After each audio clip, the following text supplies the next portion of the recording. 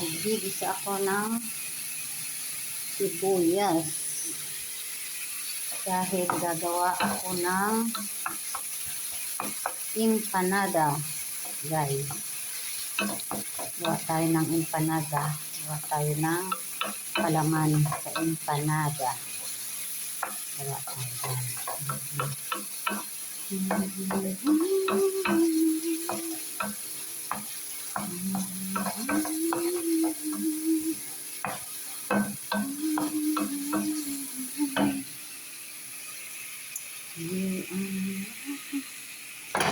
Ayan guys, lalagyan natin ng kaunting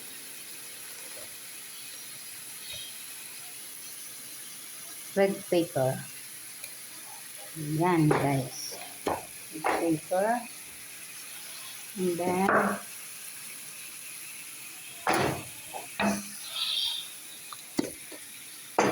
ayan guys, dry coriander. Ayan. Ayan guys. And then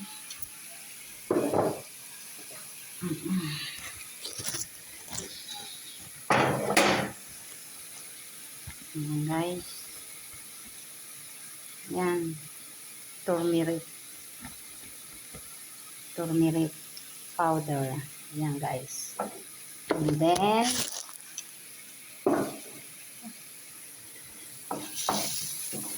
ano natin siya, halo-haloin natin siya guys. At yan ay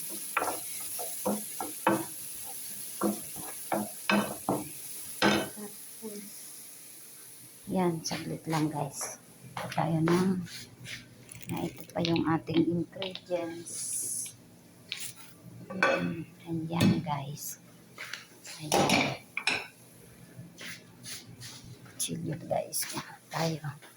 Ayan. Ayan. Carrots guys. Lalahok natin yan dito. Tanggalin natin muna ito. At ilagay natin yan dyan. Ayan guys. Buhos na natin yung carrots. Isahin natin yung carrots.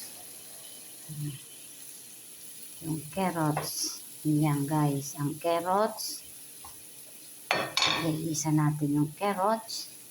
And then, ayan. Chicken mince. Ayan. Ganyan guys. Ayan. Isa natin yan. Isa natin yan.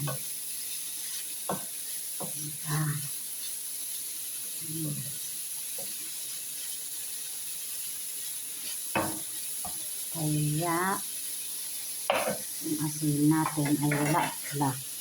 Yan. I-slice natin guys ito. Buksan natin dito. Yan. Yan. Hiwain ko. Hiwain ko siya guys. Ay, hindi na talaga yung ating pastil. Ayan guys. Hiniwa ko na siya. Hiniwa na natin siya. Ilalahok natin siya ngayon dito. Ayan guys. Ayan.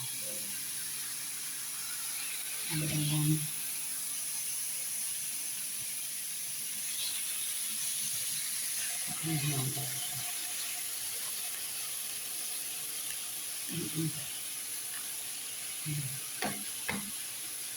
Ayan. Ayan na siya guys. Ubos na. Ubos na siya. Ayan guys. Ayan natin yan dyan. Ayan. Palaman natin yan sa empanada chicken.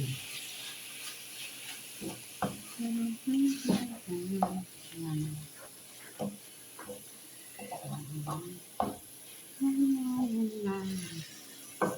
Magawa tayo ng empanada.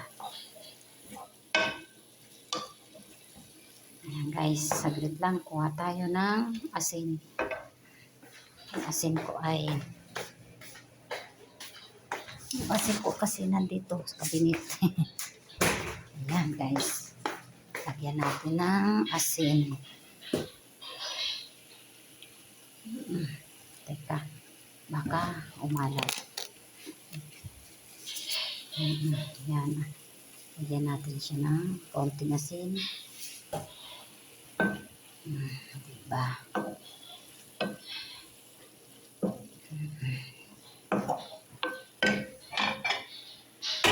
Konting asin.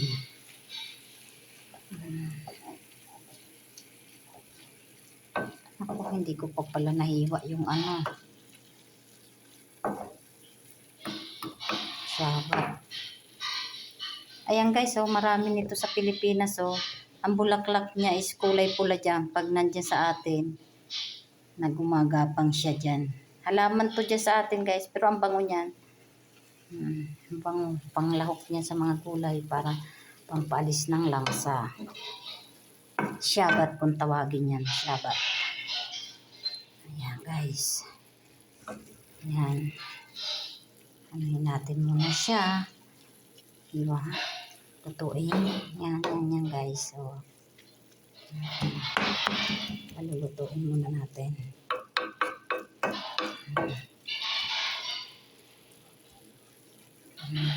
Ayan. Gawa tayo ng empanada chicken. Kasi bukas daw yan ay dadalhin ni nanay bisita. Ang naano ko, gagawa ako nagpapagod, tapos dadalhin sa kabilang bahay. Diba guys? So, diba? Saan pa kayo niyan? Ikaw ang gumawa, ibang kakain, pagod. Mabuti kung sila kakain, okay lang sana eh. May mga katulong naman, dito pa ako pa magpapagawa ang amo ko.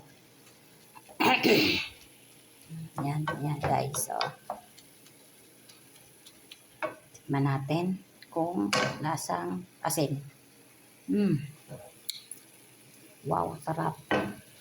Kaunting asin pa. Lagyan natin. Huwag lang. Okay na. Yan. Tama na yan. Yan guys. Ang chicken ko. Yung chicken pang palaman sa empanada. Yan.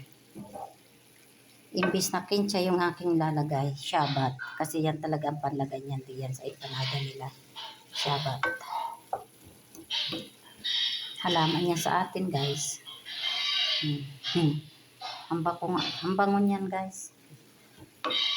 Mabango. Yan guys, so diba? Bayaan muna natin yan guys.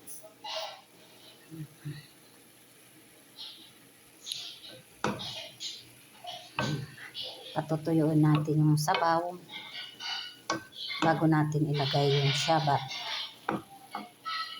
Yan guys, so timpla na yan, timpla na. Ayaw naman nila ng maraming turmeric. Ganyan lang yan. Diba?